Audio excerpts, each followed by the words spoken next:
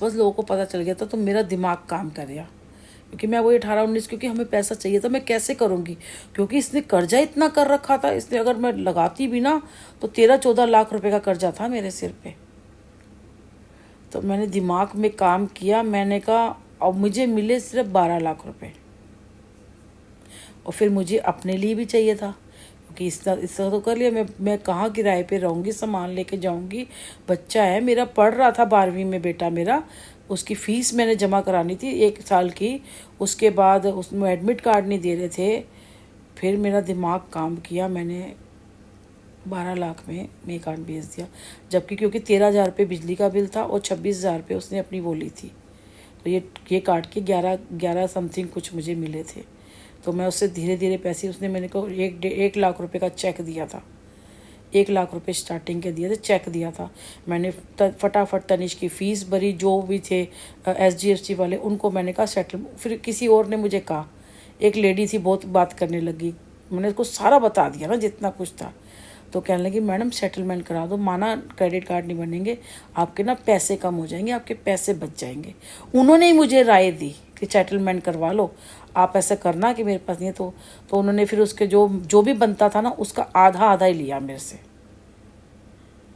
तो मेरे फिर थोड़े से उसमें से फिर मैंने उन तब भी 1.5 लाख वहाँ दिए। इन दोनों बैंकों के थे, SBI के, SDFC के, होम क्रेडिट के, मेरी तनिष की फ़ीस थी, और भी एक और था, एक और बैंक था, पता नहीं कोई फाइनेंस वाला कोई था। 5-6 बंदों के मैंने पैसे दिए।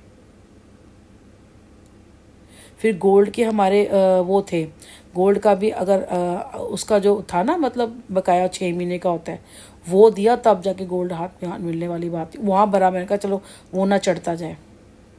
गोल्ड वहाँ फंसा हुआ था, ये यहाँ था, बहुत परेशानी, जिसमें से आधा गोल्ड तो अभी 30 तोले था, 25 तोला, 5 तोले तो मैं ऑलरेडी बेच चुकी थी।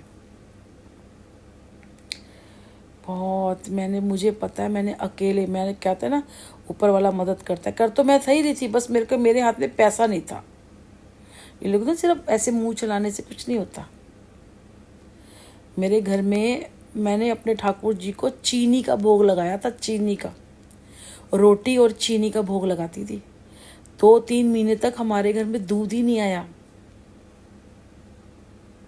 दूध नहीं आया था। जो खाने को दाल चावल थे, कोशिश करती थी खिचड़ी दाल चावल, दाल चावल खिचड़ी दाल चावल, कोई सब्जी नहीं, कोई फ्रूट नहीं, कोई कुछ नहीं, नथिंग, कुछ नहीं था।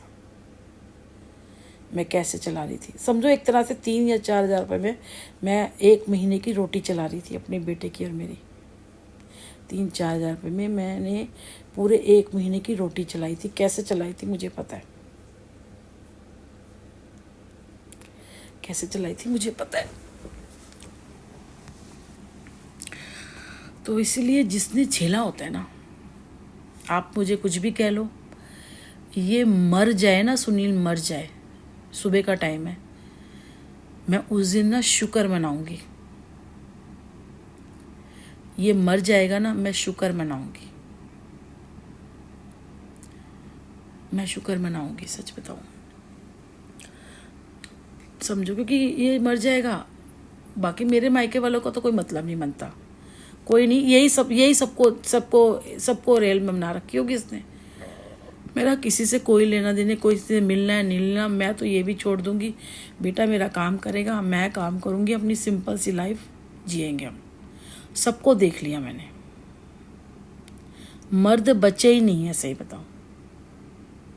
जो एक औरत के लिए आदमी खड़ा होता है ना, वो मेरे ख्याल से पूरे हिंदुस्तान में कोई नहीं दिखा, क्योंकि सोशल मीडिया पे हूँ मैं तो ना।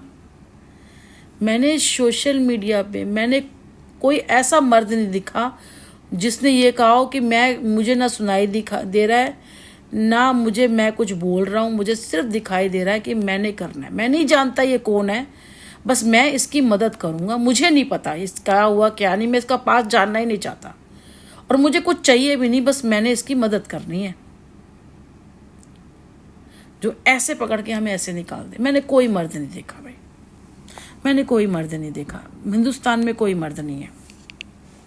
सोशल मीडिया पे आने का मतलब ही यही था कि शायद मेरी कोई, क्योंकि मैं जब तक किसी को बताऊंगी नहीं तो मदद कैसी होगी, क्योंकि वो उसमें से कितना था। फिर भी हमने, और इत्तेफाक से वो जो बंदा था मुझे